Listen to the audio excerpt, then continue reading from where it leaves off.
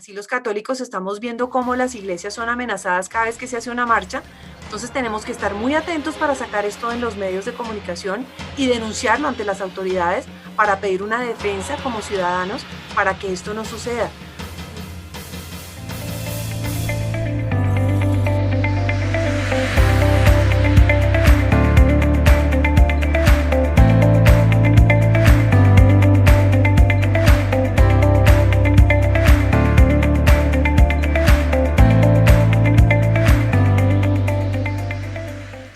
Hola a todos. Hoy nuestra invitada especial es María Inés Espinosa. Ella es la directora ejecutiva de ACN Colombia, Ayuda a la Iglesia que Sufre. María Inés, bienvenida. Bueno, se acaba de presentar el informe sobre libertad religiosa a nivel del mundo y todo parece indicar que siguen las amenazas frente a este derecho fundamental, ¿verdad? Así es, Doris. Respondiendo a tu pregunta, realmente estamos conmocionados con esta información con este informe que hemos presentado oficialmente en Roma y en varias ciudades principales, incluyendo Bogotá, el 20 de abril de 2021.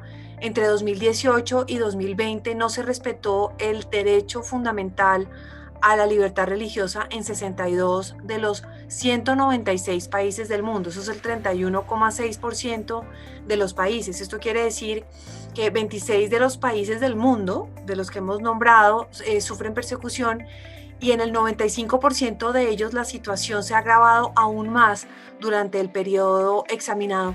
Hay 9 países que aparecen en esta categoría por primera vez, que es lo que nos preocupa de África. Estamos hablando de Burkina Faso, Camerún, Chad, Comoras, República Democrática del Congo, Malí y Mozambique.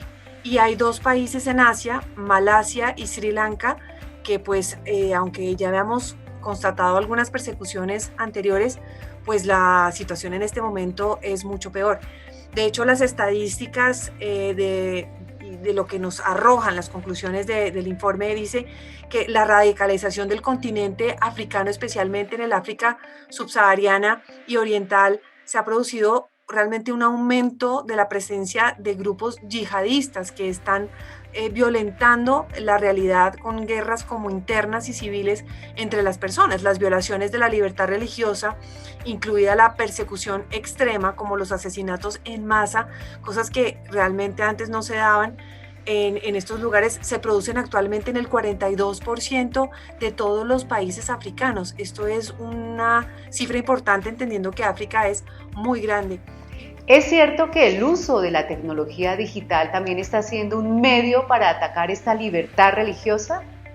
Efectivamente, una de las conclusiones y advertencias de nuestro informe nos habla del abuso de la tecnología digital, de las redes cibernéticas y la vigilancia masiva que está basada en inteligencia artificial y la tecnología de reconocimiento facial para aumentar el control y la discriminación en algunas de las naciones con el peor historial de la libertad religiosa. Todo esto para controlar y discriminar, ¿no? Esto es evidente en China, donde el Partido Comunista Chino ha estado oprimiendo grupos religiosos con la ayuda de 626 millones de cámaras de vigilancia de inteligencia artificial, escáneres de teléfonos inteligentes. Bueno, en fin, y los grupos yihadistas también están utilizando la tecnología digital para la radicalización y el reclutamiento de seguidores, así que es un tema muy preocupante en el mundo entero también. ¿Qué podemos decir ya en el contexto de nuestro país, en Bogotá, cuando hay marchas, cuando hay protestas, cuando hay robos, todo esto frente a la Iglesia Católica? Bueno, yo pienso que esto, aplicándolo a nuestro país y algunas circunstancias que hemos vivido, realmente es una alerta que tenemos que estar muy atentos. Es decir, como lo explicábamos nosotros, cuando tú tienes un techo y te empiezan a quitar una teja y entonces luego la segunda, y si nosotros vamos permitiendo que se nos vayan quitando estas libertades religiosas, o siquiera sean de alguna manera amenazadas, nosotros debemos estar súper atentos a contrarrestar esto, porque estamos viendo que grupos radicales de comunismo y otras ideologías en Latinoamérica están logrando limitar de alguna manera que nosotros nos pronunciemos como practicantes, es decir, no solamente como católicos, sino como cualquier otra religión, como si la religión fuera de segunda categoría y nosotros no tuviéramos el derecho de manifestarnos como creyentes de la religión que practiquemos. Así los católicos estamos viendo cómo las iglesias son amenazadas cada vez que se hace una marcha, entonces tenemos que estar muy atentos para sacar esto en los medios de comunicación y denunciarlo ante las autoridades para pedir una defensa como ciudadanos para que esto no suceda.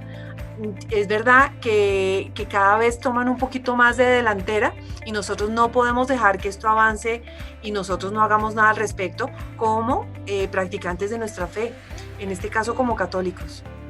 Y por ejemplo, en esta época de pandemia, algunos gobiernos han optado por cerrar o evitar presencialidad en los cultos religiosos, pero sí han permitido que se abran otras actividades seculares. ¿Qué decir sobre esto? Precisamente sobre este punto pienso que nosotros tenemos que estar muy atentos a lo que suceda con las políticas de gobierno con respecto a la pandemia y con otras posibles situaciones que se presenten a futuro. Es decir, no es posible que, como lo hemos visto en algunas partes del informe, que también de alguna manera sucede en Colombia, los bares estén abiertos y aparentemente cuando uno pasa por estos lugares se da cuenta que están llenos de gente, que hay filas de personas una detrás de la otra, que una vez entran a los establecimientos no tienen que usar ni siquiera tapabocas, pero en cambio sí las restricciones para asistir a las iglesias, a los templos y a los centros de culto se nos vuelven una limitación. Entonces, lugares que tienen una capacidad de ocupación de 500 o 1000 personas solo pueden dejar entrar 100 o 50 personas. Es decir, creo que nosotros también de alguna manera, dependiendo del gobierno de turno, podemos tener algún tipo de represión que nosotros no podemos callar, debemos denunciarla. Muchísimas gracias por esta información, por estas explicaciones, por este informe de la ayuda de la Iglesia que sufre. Y no olvide que el próximo invitado puede ser usted.